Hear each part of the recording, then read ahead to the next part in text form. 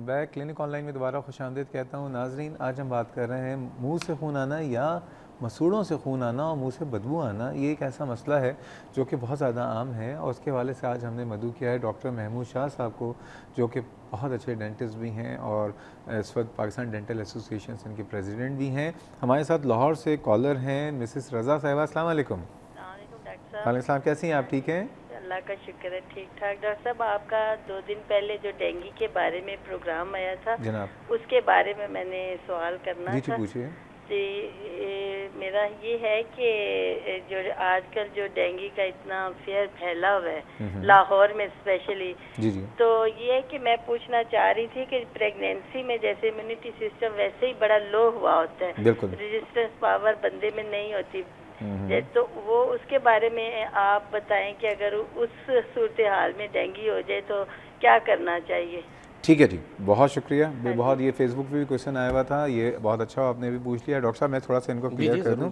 पहले तो जो हमारी डॉक्टर एरम साहिबा, उनकी मैं क्वेश्चन रिपीट कर देता हूं कि उनकी आंटी हैं, उनको जो है यूटीआई हुआ है और वहाँ पे जाके जब उनका प्लेटलेट काउंट चेक किया गया, ब्लड के टेस्ट कराए तो प्लेटलेट काउंट कम था, 1,12,000, और इसके अलावा उनको सस्पेक्टेड यूटीआई है क्योंकि उसमें उनके यूरिन में रेड ब्लड सेल्स वगैरह आ रहे थे, लेकिन उनको बुखार नहीं हुआ। उनको क्वेश्चन ये था कि भाई डेंगू का क्या सिलसिला है।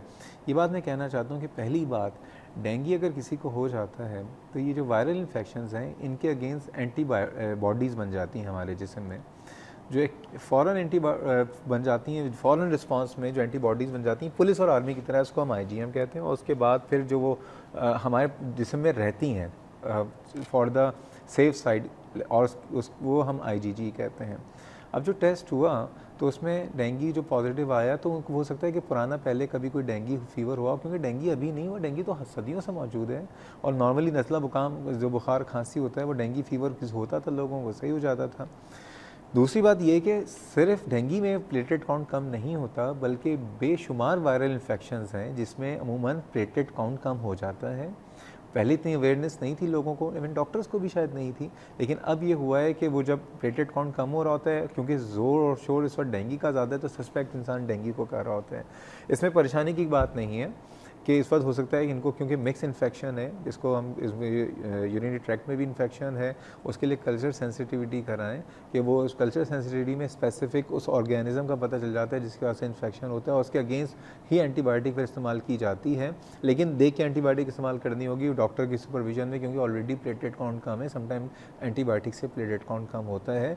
और इस वक्त वो ज़रूरी नहीं कि डेंगू अभी हुआ, पहले कभी हुआ होगा, उसका वो कैरियर स्टेट की वजह से, जो उनकी इम्यूनिटी की वजह से वो टेस्ट पॉजिटिव आया था।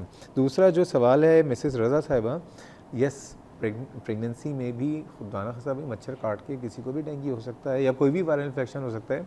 तो पहली बात, एक बात मैं कहना चाहता हूँ डेंगू फीवर का जो मोर्टेलिटी रेट है, यानी 100 आदमियों को अगर होता है डेंगू, तो उसमें मोर्टेलिटी लेस देन 1% है, यानी 99 तो वैसे सही हो जाते हैं। तो उसमें यह है कि अगर किसी को बुखार हो रहा है तो ड्यूरिंग द प्रेगनेंसी शुरू के जो फर्स्ट 3 मंथ्स होते हैं, फर्स्ट ट्राइमेस्टर, वो बहुत वैल्यूएबल होता है। इसकी जो दवाएं डेंगू फीवर हो जाए तो उसमें किसी को भी जो इलाज हो बड़ा आसान है, वो है कि आपने बुखार उतारने के लिए पैरासिटामोल की गोली देनी होती है, और वो दिन में 3 दफ़ा दे दें या 4 दफ़ा दे दें, अकॉर्डिंग टू द डॉक्टर उसके डोज एडजस्ट करता है। रेस्ट करवाएं और पानी पिलाएं, फ्रूट जूसेस दें, फ्लूइड्स दें, तो इंसान 6, 7, 8 दिन में सही हो जाता है। हाँ, अगर वो प्रेग्नेंट हैं तो उनको आप टेस्ट ज़रूर करवाइए। टेस्ट में उनके प्लेटलेट काउंट जो है सीबीसी करवाइए, मॉनिटर वो डॉक्टर करते रहेंगे, ताकि खुदा ना खास्ता, अल्लाह ना करे, प्लेटलेट काउंट बहुत ड्रॉप अगर हो रहा हो तो उस वक्त जो है प्लेटलेट की, अगर वो भी एक लिमिट है, वो डॉक्टर ही डिसाइड कर सकता है कि किस वक्त प्लेटलेट लगाना है, तो उस वक्त वो प्लेटलेट इन्फ्यूज़ कर देगा। यस, डेंगू से इस वक्त हरासमेंट बहुत है, लेकिन मैं बार बार ये कहना चाहता हूँ, डेंगू हमेशा से है, लोगों को होता था, लेकिन सबसे इम्पॉर्टेंट चीज़ ये है कि मैं डॉक्टरों से भी कहूँगा और लोगों से भी कहूँगा, अपनी मर्ज़ी से दवाएं इस्तेमाल ना करें। लोग एस्पिरिन ले रहे होते हैं बुखार उतारने के लिए, जो डिस्प्रिन और एस्पिरिन तरह की चीज़ें जो होती खून पतला करती हैं, प्लेटलेट उस वक्त जब कम हो रहे होते हैं, तो ऐसी दवाएं नहीं लेनी चाहिए। पैरासिटामोल ले लीजिए, और जो भी दवा है वो अपनी मर्ज़ी से इस्तेमाल ना करें। एंटीबायोटिक का इस्तेमाल अपनी मर्ज़ी से, या डॉक्टर्स भी वायरल इन्फेक्शन में एंटीबायोटिक ना दें। ठीक है डॉक्टर साहब, आई होप कि मिसेस रज़ा आपको भी सवाल का जवाब मिल गया होगा, और डॉक्टर इरम आपको भी सवाल का जवाब मिल गया होगा। एक और कॉलर है, सुंबुल साहिबा, अस्सलाम वालेकुम। वालेकुम अस्सलाम, कैसे हैं? मैं बिल्कुल ठीक हूँ। आप ही की कल कॉल आई थी? जी जी डॉक्टर साहब, कल मेरी कॉल आई थी। जी। थैंक यू सो मच, आप स्पेशल मेरे लिए कर रहे हैं। जी नहीं, बस आपकी वजह से जितने लोगों के मुंह का खून में प्रॉब्लम है सबको फायदा हो जाएगा।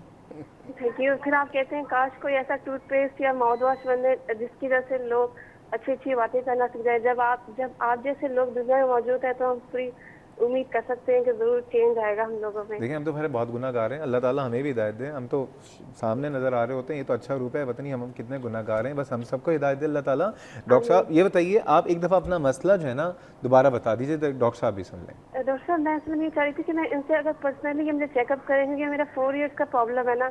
ऐसे तो मैं ऑलरेडी इंटरनेट वगैरह या ऐसे प्रोग्राम के थ्रू अवेयरनेस से मैंने हासिल मतलब काफी। नहीं, पहले अपना सवाल बता दीजिए, उसके बाद मैं आप बेफिक्र हैं, मैं डॉक्टर साहब को फंसा के जाऊँगा। जी जी, मेरा ये कि वैसे मेरे जो दांत है ना वो उसमें कीड़ा लग गया था। बाद में मैंने इसका मतलब ट्रीटमेंट करा लिया, वो रूट कैनाल वगैरह, कैप वगैरह। उसके बाद से ना मुझे ब्लीडिंग है और इतनी ज्यादा है कि सामने वाले जो दांत है वो बिल्कुल सही है, लेकिन वो अजीब से सूज भी गए हैं। इवन मैं सुबह भी उठूँ ना तो वो ब्लड जमा हुआ होता है कि इतनी प्रॉब्लम है। और स्केलिंग बहुत दफा कराई है, हर तरह का ट्रीटमेंट, हर तरह का मेडिसिन यूज किया है, मुझे कोई फर्क नहीं पड़ा। आपकी उम्र कितनी है? 24। अच्छा, आपने स्केलिंग जब कराई उसके बाद ब्लीडिंग में कुछ कमी हुई या नहीं हुई? नहीं, कोई कमी नहीं हुई। जिस दिन मैंने कराई उसी दिन भी मतलब मुझे होता रहा है। और बार बार डॉक्टर मतलब डेंटिस्ट वगैरह भी चेंज किए हैं। मेरे तो फादर की आधी कमाई इसी पे जाती है कि हर तरह का ब्लड टेस्ट भी कराते हैं, सब कुछ नॉर्मल है, लेकिन ब्लीडिंग नहीं रुकती। अच्छा, देखिए कुछ और पूछना चाहेंगे?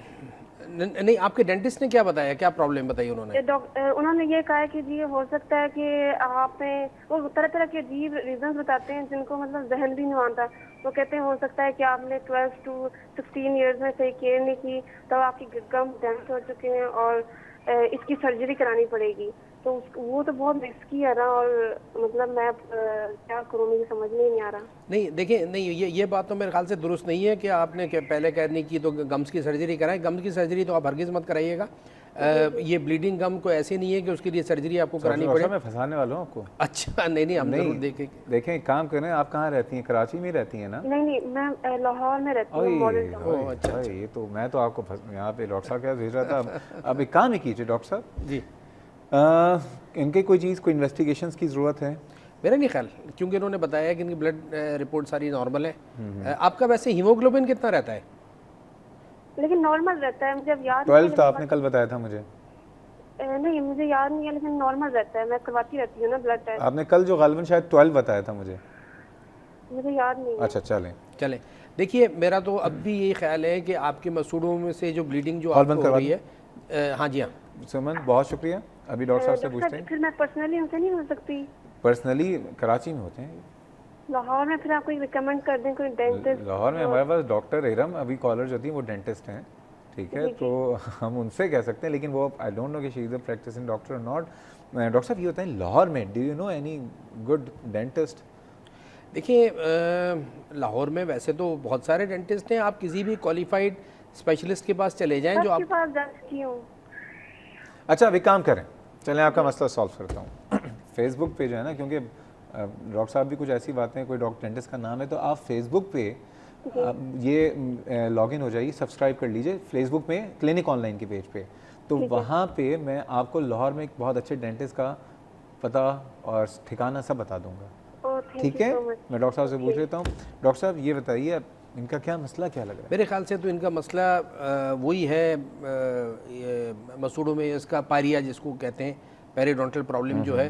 किसी के गम्स ज़्यादा सेंसिटिव होते हैं, जैसे किसी को ज़्यादा खांसी ज़्यादा होती है, किसी को एलर्जी ज़्यादा होती है, तो इसी तरह से किसी के गम्स में अगर थोड़ा बहुत भी प्लैक आ जाए तो उनकी ब्लीडिंग ज़्यादा होती है बनिस्बत बहुत सारे लोगों के प्लैक बहुत ज़्यादा होता है और ब्लीडिंग नहीं होती है। प्लैक तो हर एक का जमा होता है।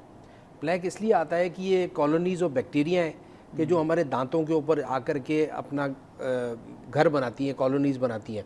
अब इसके अंदर अच्छे बैक्टीरिया भी होते हैं, जो फ्रेंडली बैक्टीरिया भी हैं और दूसरे बैक्टीरिया भी हैं। ये प्लैक अगर आपकी ब्रशिंग टेक्निक सही ना हो और अगर वो प्लैक जब बढ़ जाता है, ज़्यादा कॉलोनीज बन जाती है, तो वो हार्ड हो जाता है और उसको हम प्लैक कह देते हैं। तो वो प्लैक जब वो होता है तो वो प्लैक से फिर आपकी गम्स के अंदर वो इन्फ्लेमेशन करता है और ब्लीडिंग होती है। तो एक पूरे साइकिल है जो ये साइकिल चलती है। तो जब तक वो plaque removal, complete plaque removal नहीं होगा और उसको फिर कंप्लीट प्लैक रिमूवल के बाद आप उसको क्लीन ना रखेंगे तो ब्लीडिंग आपकी वक्तन वक्तन होती रहेगी। तो इनको क्या मशवरा है? मेरा तो ये ख्याल इनको ये है कि ये एक मरतबा किसी अच्छे डेंटिस्ट के पास, ये तो कहीं नहीं 4 साल से बहुत दफ़ा बहुत डेंटिस्ट के पास गई हैं। मैं तो इनको कहूँगा कि एक मरतबा ये एक अच्छे डेंटिस्ट के पास अपनी थॉरो स्केलिंग कराएं, डीप क्लीनिंग कराएं, एक बात। दूसरी चीज़ ये है कि उसके बाद थॉरो स्केलिंग यानी अच्छा, स्केलिंग से लोग कहते हैं कि जो इनेवल है वो कमज़ोर हो जाता है। नहीं, बिल्कुल गलत बात है। ये बहुत ही एक मतलब मिस कंसेप्शन है कि एक प्रोटेक्शन लेयर दी है अल्लाह ताला ने, स्केलिंग की वजह से वो भी चली जाएगी। नहीं, वो स्केलिंग जो हम करते हैं ना, वो आजकल की मशीन जो है वो तो अल्ट्रा सोनिक स्केलर्स कहलाते हैं, जो सिर्फ साउंड वाइब्रेशन से क्लीन करती है। उसको अगर आप स्किन के ऊपर भी रखेंगे तो वो आपको कट नहीं करेगी, वो सिर्फ साउंड आवाज़ की वाइब्रेशन से वो क्लीन करता है। हाँ, और उसका वाटर स्प्रे आता है जो उसको साफ करता जाता है, कंप्लीटली हार्मलेस है।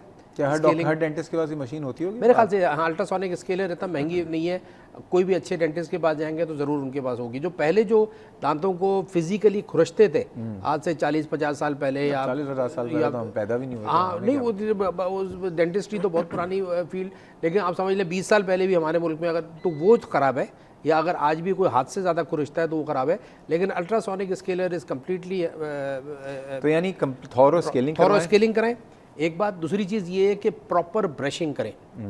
अगर प्रॉपर ब्रशिंग इनकी नहीं होगी तो आज मैं आपसे देखना चाहूँगा हाँ, कि आज बताइए, सुमन को भी बताइए, हाँ, मुझे भी बताइए, और जितने कैमरामैन हैं हमारे सबको बता दीजिए। हाँ, प्रॉपर ब्रशिंग करें। और अगर फिर भी इनकी थोड़ी बहुत कहीं से ब्लीडिंग होती है तो इतना उसका ज़्यादा उस पर परेशान ना हो, एक बात। दूसरी चीज़ जो इन्होंने एक बात बताई है कि इनकी एक रूट कनाल हुई है, उसके ऊपर कैप लगाए। कभी कभार ये भी होता है कि अगर कैप की मार्जिन्स जो उसकी होती हैं, अगर कैप की फिटिंग सही ना हो तो उसके अंदर भी जो है ना ये फूड पार्टिकल फंसता है। अच्छा, वो जब फूड पार्टिकल जब फंसता है तो वहाँ से भी ब्लीडिंग होती है।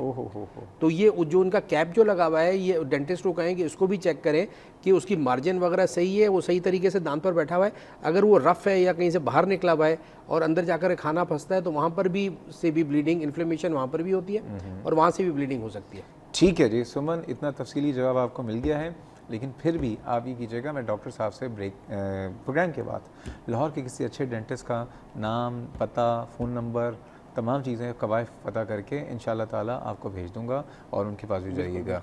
अनीस साहब हैं हमारे साथ लाइन पे। अस्सलाम वालेकुम अनीस साहब। वालेकुम अस्सलाम। कैसे हैं आप? ठीक ठाक हैं? अल्हम्दुलिल्लाह शहजाद साहब, बहुत दिन के बाद मुलाकात हो रही है। कहाँ गायब थे आप, ये बताइए। नहीं, असल में मसला ये है कि कॉल एक तो नहीं मिलती, अल्लाह का शुक्र है आज मेरी कॉल मिल गई। ये तो I am very sorry for that. और दूसरा ये है कि लाइट का मसला हो जाता है। हाँ, ये तो बड़ा है ना सर, यूनिवर्सल मसला है। आप ठीक हैं? आपकी बहुत दुआएं जी, आपकी बहुत दुआएं। भाभी ठीक है? अल्हम्दुलिल्लाह, अल्लाह का शुक्र है। सलमा भाभी कोशिश जारी है, दुआ आप। सलमा भाभी ना? जरूर अल्लाह ताला जो नहीं, नाम मैंने सही लिया। हेलो, सलमा भाभी है ना? यास्मीन। हाँ, यास्मीन, सॉरी। अच्छा, मैंने देखा ना आप नहीं, फ्री में आपके मज़े करा दिए। हो जाता है। अच्छा, बताइए साहब, असल में मसला ये है कि मैं जो ना वो बस आम पब्लिक के लिए समझे मैसेज, और आपके तवस्सुस से, आपके चैनल के तवस्सुस से, और आप अपना इतना बड़ा काम ये कर रहे हैं, सिर्फ इतना कहना चाहूँगा कि ये जो लोग बैठे हुए हैं ना डेंटिस्ट हजरात, जो लोगों को जो है ना मुख्तलिफ बीमारियों में जो है ना मुब्तला कर रहे हैं, क्योंकि मैं खुद गुजरा हूँ, अल्लाह का शुक्र कोई ऐसा हुआ नहीं, लेकिन मैं तो उठ गया वहाँ से। यानी कि स्टरलाइजिंग सिस्टम उनके पास कुछ भी नहीं है। सही कह रहे हैं। और जगह जगह दुकानें खोल के बैठे हैं। बहुत, मैं कह रहा हूँ, अल्लाह का वास्ता दे के मैं लोगों से कहता हूँ, अपने हुकूमत से भी कहता हूँ और आपसे भी कहता हूँ, कम से कम इन लोगों को जो है ख्याल करें इनका, और इनको जो है ना कम से कम बंद करें। बिल्कुल, मैं तो कहता हूँ बिल्कुल बंद करना चाहिए इनको। क्वालिफाइड डॉक्टर जो हैं, एक डॉक्टर थे, एक साहब, मैं नाम तो नहीं लूँगा, उनसे मैंने सिर्फ इतना पूछ लिया कि जी स्टरलाइज सिस्टम आपके पास है, तो वो मुझसे लड़ने लगे। और जनाब यदि मैं नाम नहीं लूँगा इसलिए, जनाब वो जब नहीं है और आपके प्रोग्राम से हम लोगों को अवेयरनेस मिल रही है, तो हम क्यों ना जाकर के पूछें? ये आपका राइट है। ठीक है ना? बिल्कुल। उस पे डॉक्टर साहब उन्होंने जो है ना, मैंने नहीं काम करवाया, वाइफ को लेके गया था। बहुत अच्छा किया, बेहतरीन, वेल डन। मैंने कहा मैं नहीं करूंगा ये काम, बिल्कुल भी आप मुझे बताएं। आप लोगों के प्रोग्राम से हमें समझ आ रही है, देखने को मिल रहा है, पहले जाते थे करवा के आ जाते थे। नहीं, पूछें जी। सूरत हाल में ये देख रहा हूँ डॉक्टर साहब, एक आ रहा है, दूसरा आ रहा है जनाब साहब। फिर उनके असिस्टेंट से मेरी बात हुई, उन्होंने कहा भाई यहाँ कुछ भी नहीं है, सिर्फ ये ऐसे जो है ना शोशा बना के बैठे हुए हैं, और जनाब आप कराना चाहे करा लें, नहीं तो नहीं कुछ नहीं। मैंने कहा भाई मेरा दिल टूटता नहीं है। पहले तो लेकिन ये चेक करें कि वो डॉक्टर हैं भी या क्विक हैं वो। नहीं, डॉक्टर हैं, सब कुछ है। मैं बिल्कुल, उन्होंने अपनी डिग्रियां लगा के रखी हुई है ऊपर, मतलब सामने तो नहीं है, लिखा हुआ है सब कुछ। हाँ, वो 2 नंबर सब बन जाता है। और बड़ा अच्छा क्लिनिक, बहुत अच्छा सब कुछ। लेकिन ये कि सिस्टम नहीं है उनके पास। तो अब आप खुद समझ सकते हैं। आप तो बहुत अच्छा किया आपने, वेरी गुड। अब बहुत अच्छा मैसेज है आपका कि जो भी जाए स्टेरिलाइजेशन का जरूर पूछे। ये बहुत अच्छा, बहुत शुक्रिया डॉक्टर साहब। ये जो पॉइंट है बहुत कि ये डॉक्टर नाराज क्यों होते हैं? देखिए, मरीज का राइट है वो पूछे स्टेरिलाइजेशन का। बहुत बिल्कुल राइट है। मैं तो हर फोरम के ऊपर ये कहता हूँ कि मरीज़ का बिल्कुल राइट है, क्योंकि वो अपनी सेहत के लिए, अपने बच्चों की सेहत के लिए, अपनी फैमिली की सेहत के लिए जाता है, तो वो बिल्कुल डेंटिस्ट से पूछे या किसी आम डॉक्टर सर्जन के पास भी जाता है तो उससे वो ज़रूर ये पूछे कि भाई आपकी स्टेरिलाइजेशन का क्या मेयार है, आप स्टेरिलाइजेशन किस तरह। मुझसे पूछते हैं बहुत सारे, तो मैं तो उनको कहता हूँ कि आप आइए, मैं उनको अपने स्टेरिलाइजेशन रूम में ले जाता हूँ, दिखाता हूँ कि ये देखें ये ऑटोक्लेव है। आप माइंड नहीं करते? नहीं, बिल्कुल ही माइंड नहीं आप करते। लड़ते भी नहीं है? नहीं, लड़ने की बात ही नहीं। देखिए, देख लें, ना लड़ते हैं ना माइंड करते हैं। हाँ, ये आप भी माइंड नहीं करते। नहीं, इसमें तो देखिए, अगर कोई पेशेंट पूछता है तो आप उनको, उससे पेशेंट का कॉन्फिडेंस बढ़ता है। That's good. उससे पेशेंट का कॉन्फिडेंस बढ़ेगा और वो जब उसका कॉन्फिडेंस बढ़ेगा तो वो फिर जो उसकी ट्रीटमेंट है वो बिल्कुल कराएगा, अपने बच्चों की ट्रीटमेंट भी कराएगा, फैमिली की भी कराएगा। लेकिन ये बहुत इंपॉर्टेंट पॉइंट इन्होंने उठाया है, क्योंकि देखिए, चाहे डेंटिस्ट हो, चाहे सर्जन हो, चाहे गायनेकोलॉजिस्ट हो, हम हेल्थ प्रोवाइडर्स हैं। We should not be disease providers. तो हमारे तो डिजीज प्रोवाइडर हो गए। हम सेहत दें, बीमारी तो ना दें। अगर सेहत नहीं दे सकते हैं तो कम से कम बीमारी तो ना दें। और बीमारी भी बिल्कुल ही सही कह रहे हैं। मैं खास सिर्फ उसमें एक बात मैं ये कहना चाहता हूँ कि ये सिर्फ डेंटिस्ट हजरात को बदनाम ना कीजिए कि सिर्फ डेंटिस्ट का ये, इसमें यह है कि डेंटिस्ट का क्योंकि काम बहुत ज़्यादा ब्लड के साथ, सलाइवा के साथ वो है, लेकिन इसमें बहुत सारे हमारे जो गाँव में और यहाँ पर जो डॉक्टर हजरात जो बैठे हुए हैं, जो लाल पीला टीका जो लगाते हैं, बिल्कुल, वो बहुत ज़्यादा ये सर शहरों में भी बैठे हुए वो बहुत ज़्यादा जी हाँ करते हैं। अब सर्जरी के अंदर ये है कि जब आप क्वालिफाइड सर्जन के पास जाते हैं और वो जनरल एनेस्थीसिया में ऑपरेशन करते हैं तो वहाँ तो एक प्रोटोकॉल है ना कि हर चीज़ ऑटोक्लेव होती है। क्लिनिक के ऊपर जहाँ पर आप लोकल में करते हैं, एनेस्थीसिया में करते हैं, तो वहाँ पर भी होना चाहिए। एक तो जाली डेंटिस्ट कितने हैं? जाली डेंटिस्ट भी बहुत हैं जी हाँ, जाली डेंटिस्ट भी बहुत हैं। हमारे साथ एक हमारी बहुत ही काबिल एहतराम, बहुत ही regular caller viewer Mrs Govind, अस्सलाम वालेकुम। नमस्ते जी। नमस्ते, कैसी हैं आप? कैसे हैं जी? ठीक है आप? अल्हम्दुलिल्लाह। तो माशाल्लाह आपके प्रोग्राम से वाकई हम लोग भी आधे डॉक्टर बन गए हैं अब। बहुत शुक्रिया जी। बस वो ये कि हर चीज़ अभी समझ आने लगी है और वाकई जो अभी 2 कॉल आई हैं आपके पास, मैं उनसे मुत्तफिक हूँ कि वो डॉक्टर्स भी और डेंटिस्ट के पास भी जाओ तो का बहुत डर लगता है।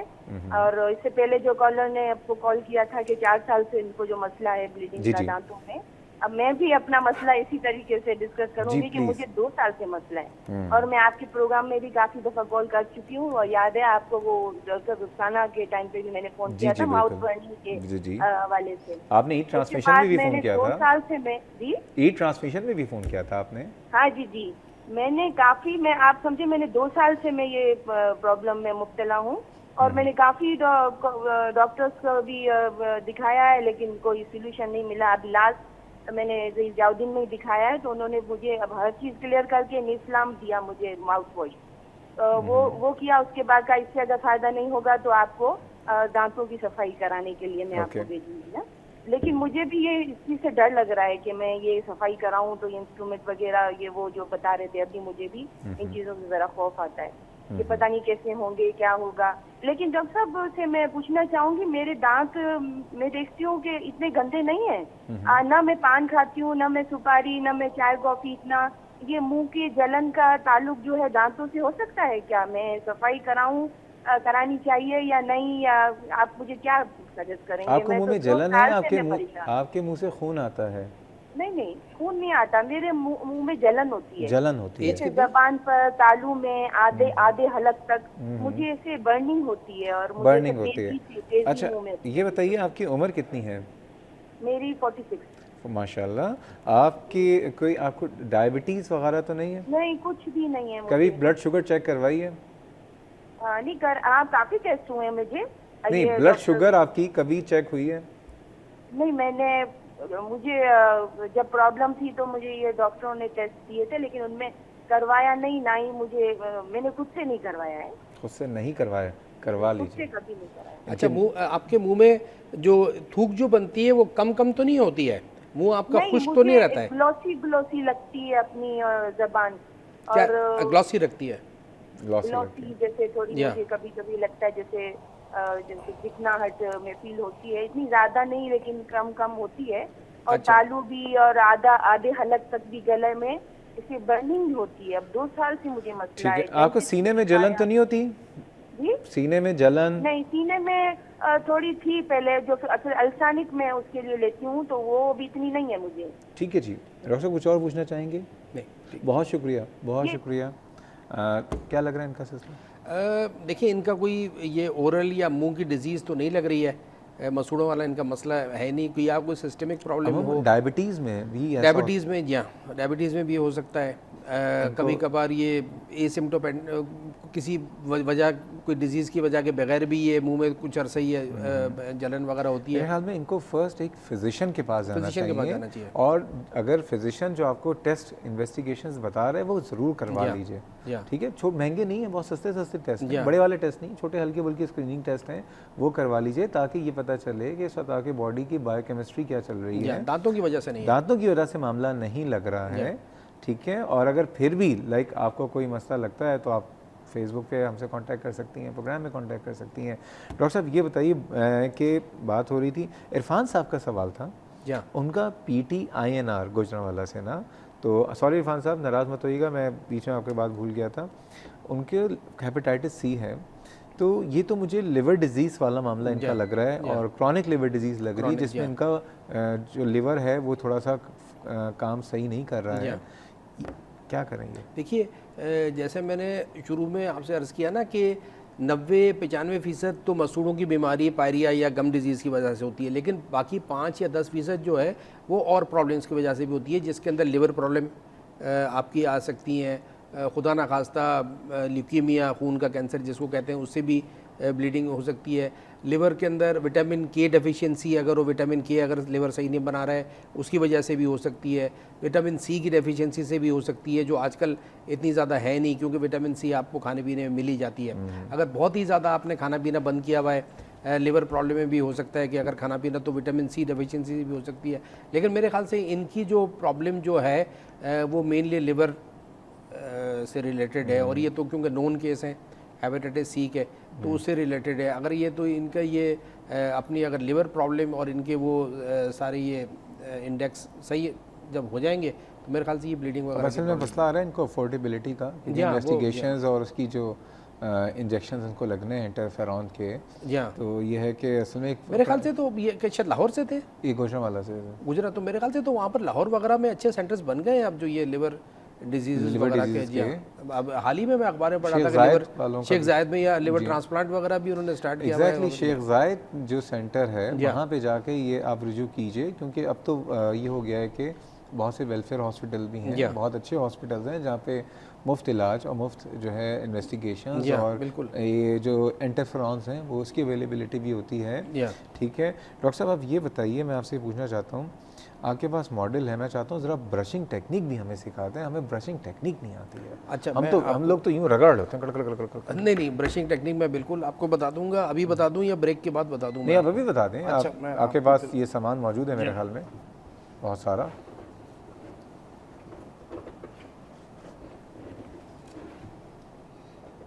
एक काम करते हैं, जितनी देर में डॉक्टर साहब से सारा मॉडल्स वगैरह ले रहे होते हैं, हम जा रहे हैं एक छोटे से ब्रेक है, हमारे साथ रहिएगा।